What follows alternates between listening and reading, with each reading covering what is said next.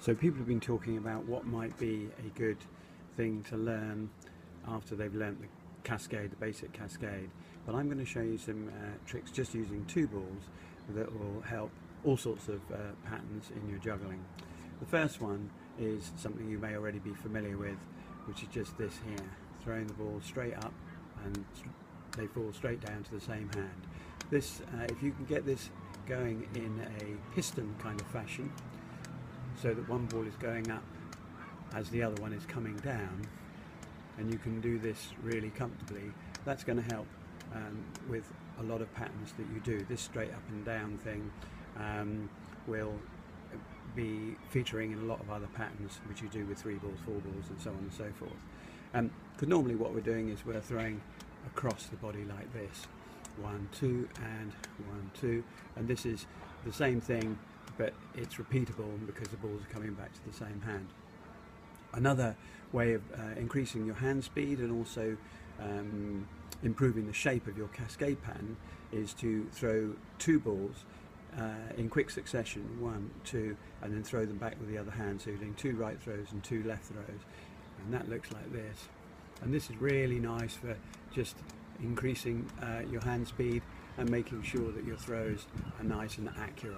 1, 2, 1, 2, 1, 2, 1, 2. All sorts of things you can do with 2 balls. Here's another one that's very useful. And what I'm going to do is I'm going to throw 1 ball straight up, and I'm going to do another ball across the bottom here like this. And at the moment I'm just going to have a few goes at just touching my hand, and then what I'm going to do is put the ball in the hand and then make it go back to where it came from.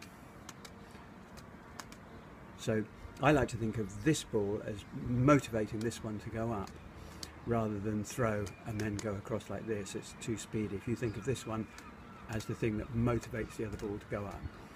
So you're going like this. Try it one side and then the other side. And there's a 3-ball pattern called the box, which works like this, and that one is going to use that principle. So these different ways of throwing ball, we've got a direction that goes here, we've got straight up and down, and we've also got across. I'm just going to show you one more 2-ball exercise, which is quite a tricky one. This is going to start with 2 balls in one hand. I'm going to throw the first ball up, and then I'm going to put the second ball into the other hand and throw it back. You'll see what happens here.